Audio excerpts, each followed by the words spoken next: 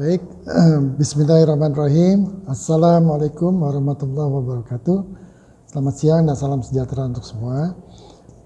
Berikut ini saya akan mencoba memaparkan materi dari manajemen risiko di bidang K3. Ya.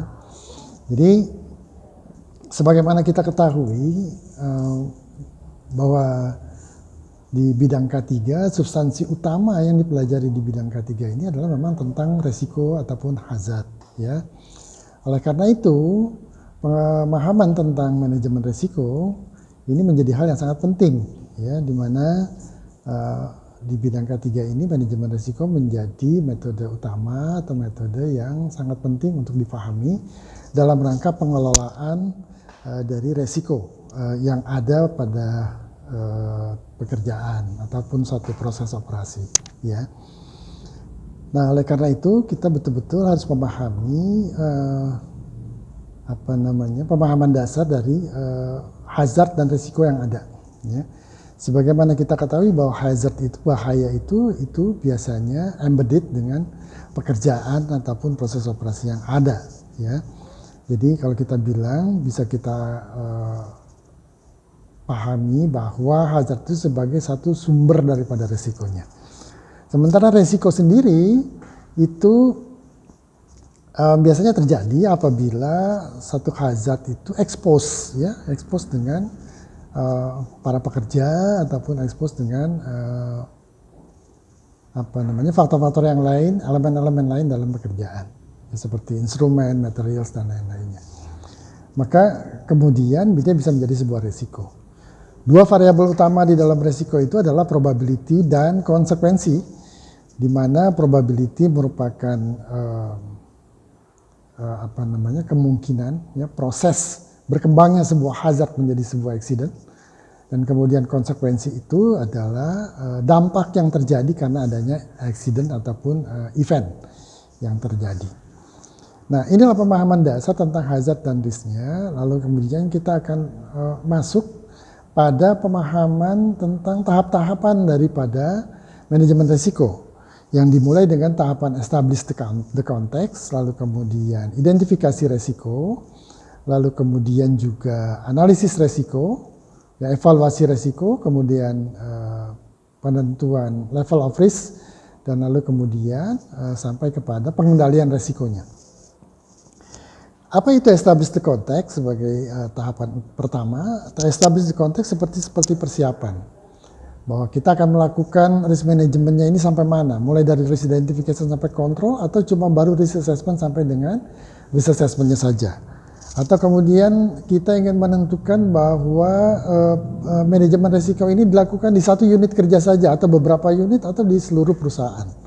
Inilah yang harus kita tentukan di fase establish the context ini. Kemudian kita harus tentukan juga timnya yang akan terlibat siapa saja, dari operasi, dari HSE, lalu kemudian dari unit-unit yang lain yang related dengan nantinya pekerjaan manajemen risiko ini. Setelah ini semua ditentukan, baru kemudian kita masuk kepada tahapan identifikasi risiko. Apa yang di-identify? Yang di-identify adalah probability dan konsekuensi, ya. Nah, probability dan konsekuensi ini, lalu kemudian juga ada satu faktor lagi yang sesuai dengan perkembangan keilmuan safety yang ada sekarang, safety 1 dan safety 2, maka kemudian di-identify juga tentang resources yang dipunyai oleh perusahaan ataupun unit kerja yang akan dilakukan manajemen risikonya. Sehingga nantinya bisa ditentukan dalam rangka risk control nanti, seberapa kemampuan daripada perusahaan untuk bisa menghandle atau mengendalikan risiko yang ada. Nah, lalu kemudian setelah identifikasi dilakukan, maka kemudian kita masuk kepada risk assessment. Tahapan berikutnya adalah analisis risiko.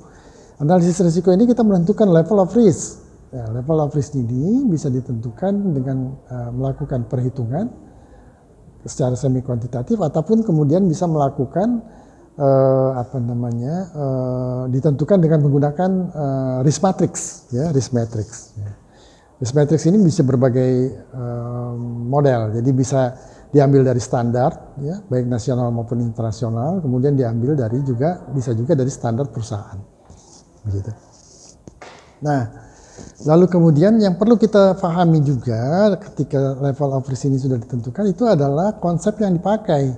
Karena di dalam manajemen risiko kita mengenal dua basic konsep, yaitu total risk or residual risk. Nah, total risk itu adalah pemahamannya seperti worst case scenario. Jadi menentukan risiko terburuk yang mungkin terjadi. Sementara kalau residual risk itu adalah kita menghitung risiko sisa setelah dilakukan pengendalian. Pada total risk pengendalian belum dihitung, program kontrol belum dihitung, existing program belum dihitung. Pada residual risk sudah dihitung. Nah, ini ada dua basic konsep yang harus kita pahami juga di dalam manajemen risiko. Selain itu, di dalam manajemen risiko juga kita kenal ada 3 metode. Yang pertama adalah metode kualitatif, yang kedua adalah metode semi kuantitatif, dan yang ketiga adalah metode kuantitatif. Nah, ketiga metode ini terintegrasi dan dilaksanakan secara sekuensial. Metode kualitatif digunakan untuk melakukan risk mapping, ya, pada satu proses kerja atau satu sistem atau satu pekerjaan. Lalu kemudian setelah kita mendapatkan mapping of risk-nya, lalu kemudian kita melakukan metode semi kuantitatif untuk menentukan ranking risk-nya. Sama-sama high risk tapi rankingnya mana yang lebih tinggi. Itu dengan menggunakan metode semi kuantitatif melalui metode indexing ataupun scoring. Baru kemudian yang ketiga itu adalah metode kuantitatif untuk menentukan konsekuensinya seberapa besar sih kalau terjadi fire. Peralatan yang akan terbakar apa saja, yang akan rusak apa saja, kemudian kemungkinan fatality seperti apa, radius daripada fire-nya seperti apa, itu harus ditentukan secara kuantitatif. Dan kemudian nantinya sehingga bisa dihitung resource allocation yang dibutuhkan pada risk control-nya itu seperti apa. Nah, ketiga metode ini terintegrasi dan dilakukan secara sekuensial. Barangkali itu sebagai overview yang bisa saya sampaikan dalam rangka sesi pertama manajemen risiko ini. Terima kasih atas perhatiannya.